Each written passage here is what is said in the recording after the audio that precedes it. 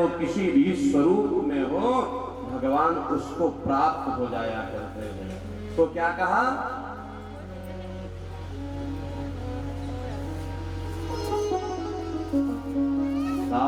जातुर्विदुरस्य यादवपते। जैसे विदुर जी का नाम आया वैसे ही परीक्षित जी चहक उठे, गुरुदेव जरा आपसे एक बात पूछनी थी। बोले क्या? ये विदुर जी वही है ना? बोले कौन? जिन्होंने मेरे बाबा की जीवन रक्षा की थी। देखिए, जीवन में कृतज्ञ होना चाहिए, कृतघ्न नहीं होना चाहिए। आज हम कृतज्ञ नहीं होते हैं, कृतघ्न होते जा रहे हैं। कृतज्ञ कौन? एन केन प्रकारेण अगर जीवन में किसी ने आपकी किसी रूप में मदद की हो, मदद छोटी या बड़ी नहीं होती है, अवसर छोटा अथवा बड़ा होता है, उसको कभी भूलना नहीं चाहिए। महाराज परीक्षित जी निवेदन कर रहे हैं, ये बताओ, हमने विदुर जी का बड़ा नाम अपने बाबा जी लोगों से सुना है, बड़े कृपालु थे, बड़े दयालु थे। जरा उनके बारे में कुछ हमें विस्तार से तो बताइए।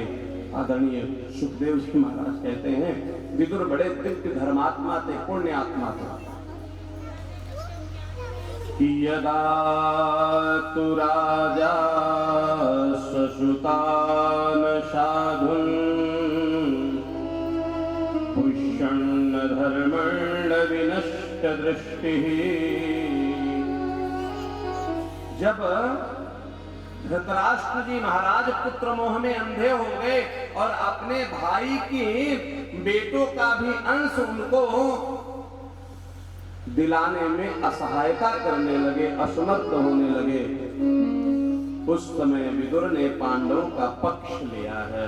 और इसके कारण कौरव इतने रुष्ट हुए कि उन्होंने दुर्योधन को अपने मंत्री पद से भी हटा दिया। और मंत्री पद से जब हटा दिया तो विदुर जी महाराज देखिए, जब तक पद रहता है तब तक तो बड़ी व्यवस्थाएं रहती हैं, और पद जला जाए तो कौन पूछता है। आज पद चला गया, प्रतिष्ठा चला गया, लेकिन विदुर की प्रीति भगवान के चरणों में अनवरत बनी रही। जब निश्चय हो गया कि युद्ध होगा ही होगा, तो भगवान श्री कृष्ण को मध्यस्थता के लिए बुलाया गया। वो मध्यस्थता नहीं थी, क्योंकि कई बार क्या होता है, हम निर्णय अपने मन में कर लेते हैं, समाज हमको कुछ कहने ना पावे, इसलिए नाटक करते हैं कि देखिए, कई बार क्या होता है ना, चुनाव तो हमने कर लिया है कि ये जीतेगा या इसको बनाना है, लेकिन 10 लोगों को बिठा करके एक नाटक करते हैं। कैसा नाटक? झूठ मूठ का, कि देखो हम बड़े लोकतांत्रिक हैं। यही नाटक किया किसने? दुर्योधन ने। भगवान कृष्ण को बुला करके मंच पर बिठा लिया और भगवान कृष्ण ने कहा कि एक काम करो। क्या? बोले पांडव ने मेरे से कहा है कि सारा साम्राज्य ले जाएं, हम 5 भाई हैं ना, तो 5 ग्राम सिर्फ हमको दे दे। लेकिन दुर्योधन तो मन बनाए बैठा था, जब तक पांडव समझौता करते रहे तब तक महाराज वो हर बात मानता गया। और अंत में जब कहा कि 5 गांव तो हमें चाहिए ही चाहिए, तो उठ करके खड़ा हो गया और कहता है, सूचे ग्रैवन दास्यामि बिना युद्धेन केशव। सुई के अग्रभाग का हिस्सा भी बिना युद्ध के में हम नहीं देंगे। तो भगवान एकदम से रुष्ट हो गए, जैसे सुदर्शन धारण कर लेंगे। भीष्म पितामह ने दुर्योधन का हाथ दबाया। अरे दुष्ट, महाभारत का नंबर भी नहीं आएगा, तू जानता नहीं ये कौन है? त्रिलोकी का नाथ है। दुर्योधन ने कहा, ये सब बातें तो होती रहेंगी, दोपहर का समय हो गया, चल करके भोजन कर लो। भगवान कृष्ण कहते हैं, दुर्योधन मैं तेरी मनोदशा को जानता हूं, तूने युद्ध की विभीषिका नहीं देखी है। जब युद्ध प्रारंभ होता है तो हजारों माताओं की गोद सूनी हो जाती है, हजारों बहनों के मांग से सिंदूर उजड़ जाता है, लाखों बच्चे अनाथ हो जाते हैं। तूने युद्ध की कहानियां मां से रात में सोते समय सुनी होगी, तूने युद्ध नहीं देखे हैं। इसलिए दुर्योधन युद्ध की बात का परित्याग कर दे। दुर्योधन बात को बदलता है, कहना कुछ भोजन कर ले फिर बात करेंगे। कन्हैया ने कहा कि देखो भोजन तो दो ही परिस्थिति में अपन करते हैं। कौन सी परिस्थिति? बोले या तो इतनी अधिक भूख लगी हो कि प्राण ही निकल रहे हैं, फिर तो कहीं मिल जाए, कुछ भी मिल जाए, व्यक्ति खा करके अपने प्राणों को बचाना चाहता है। और दूसरी परिस्थिति क्या है? बोले सामने वाले के अंदर इतना प्रेम है कि आकंठ डूबा हुआ है, लेकिन फिर भी 2 रसगुल्ले खा लेता है। क्यों? प्रेम के कारण। और दुर्योधन यहां दोनों परिस्थितियां नहीं है।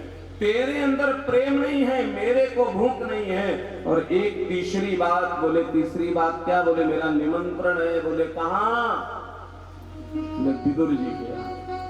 और विदुर जी सामने बैठे हुए, विदुर जी तो चक्कर में पड़ गए।